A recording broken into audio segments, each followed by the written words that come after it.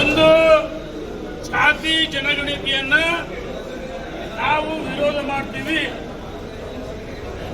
ವಿರೋಧ ಮಾಡೋ ಉದ್ದೇಶ ಇದರಲ್ಲಿ ಎಸ್ಸಿ ಸಮುದಾಯಕ್ಕೂ ಅನ್ಯಾಯ ಆಗಿದೆ, ಪರಿಶಿಷ್ಟ ಜಾತಿ ಪಂಗಡ ಮತ್ತು ಹಿಂದುಳಿದ ವರ್ಗ ಸಣ್ಣ ಪುಟ್ಟ ಜಾತಿಗಳು ಸರ್ವೆಯಲ್ಲಿ ಬಹಳಷ್ಟು ಅವೈಜ್ಞಾನಿಕವಾಗಿದೆ ಮತ್ತು ವೀರಶೈವ ಲಿಂಗಾಯತ ಒಳ ಪಂಗಡನ ಒಡೆದಾಕಿ ಈ ಸರ್ಕಾರ ಎಲ್ಲ ಒಂದ್ ಕಡೆ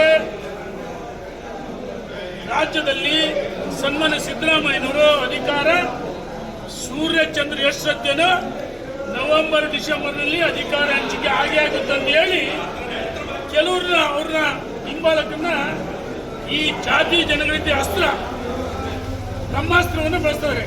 ನಾನು ಕೇಳ್ತೀನಿ ಸಿದ್ದರಾಮಯ್ಯನವರೇ, ನಾವು ಜಾತಿ ಜನಗಣತಿ ವಿರೋಧಿಗಳಲ್ಲ. ವೀರಶೈವ ಲಿಂಗಾಯತ ಇರ್ಬೋದು, ಭಾರತೀಯ ಜನತಾ ಪಾರ್ಟಿ ಇರ್ಬೋದು, ಯಾವುದೇ ಸಮುದಾಯ ಇರ್ಬೋದು.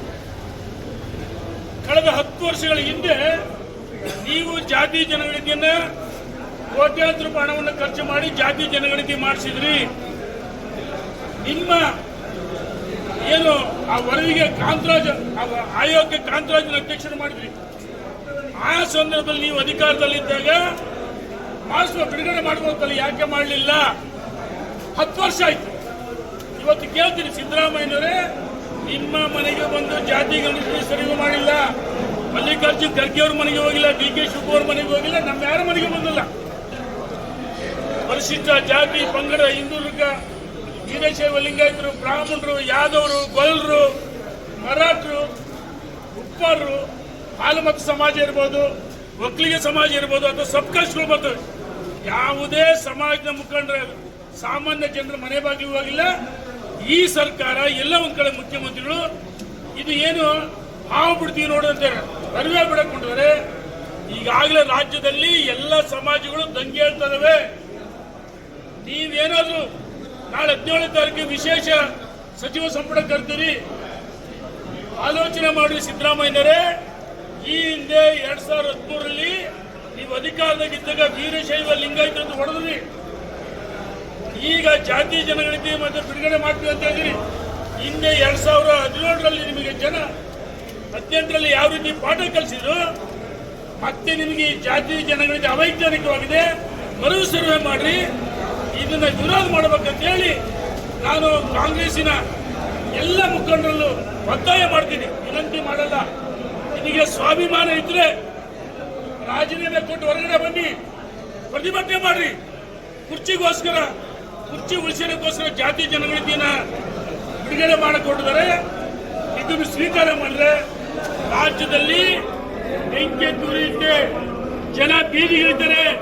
ಈ ಸರ್ಕಾರ 100ಕ್ಕೆ 100 ಜಾತಿ ಜನಗಣತಿ ಅನುಷ್ಠಾನಕ್ಕೆ ತಂದ್ರೆ ಸೂರ್ಯಚಂದ್ರ ಸತ್ಯನ ಸರ್ಕಾರ ಪತನ ಆಗುತ್ತೆ ಅಂತ ಹೇಳಿ ನಾನು ಎಚ್ಚರಿಕೆಯನ್ನು ಕೊಡ್ತೀನಿ. ನಾನು ಕಾಂಗ್ರೆಸ್ಸಿನ ಸಚಿವರುಗಳಿಗೆ, ನಿಮಗೆ ಸ್ವಾಭಿಮಾನ ಇದ್ರೆ, ನಿಮಗೆ ತಾಕತ್ತಿದ್ರೆ ಪ್ರತಿಭಟನೆ ಮಾಡಿ ರಾಜೀನಾಮೆ ಕೊಟ್ಟು ಹೊರಗಡೆ ಬರಬೇಕು. ಸುಮ್ಮನೆ ನಾಟಕ ಮಾಡಿ ಮೀಟಿಂಗ್ ಮಾಡ್ತೀವಿ, ಅದು ಮಾಡ್ತೀವಿ, ಇದು ಮಾಡ್ತೀವಿ, ಈ ಜಾತಿ ಸಮಯ ಬಿಡಿ, ರಾಜೀನಾಮೆ ಕೊಟ್ಟು ಹೊರಗಡೆ ಬರಬೇಕಂತ ಹೇಳಿ ನಾನು ಎಲ್ಲ ಸಚಿವರಿಗೆ ಒತ್ತಾಯ ಮಾಡ್ತೀನಿ. ವಿನಂತಿ ಮಾಡಲ್ಲ. ನಿಮಗೆ ಸ್ವಾಭಿಮಾನಕ್ಕೆ ಧಕ್ಕೆ, ರಾಜೀನಾಮೆ ಕೊಟ್ಟು ಹೊರಗಡೆ ಬನ್ನಿ. ನೋಡಿ, ನಾನು ವಸ್ತುರ್ಗ ಶ್ರೀಗಳ ಹೇಳಿಕೆಯನ್ನು ಗಮನಿಸಿದ್ದೀನಿ. ಅದನ್ನು ವಿವಾದಾತ್ಮಕ ನಾನು ಹೇಳಿಕೆ ಮಾಡೋಕೆ ಇಚ್ಛೆ ಪಡಲ್ಲ. ಗುರುಗಳು ಏನ್ ಹೇಳಿದರೆ ಆ ಹೇಳಿಕೆಯನ್ನ ನಾನು ನೋಡಿದ್ದೀನಿ, ಗಮನಿಸಿದ್ದೀನಿ.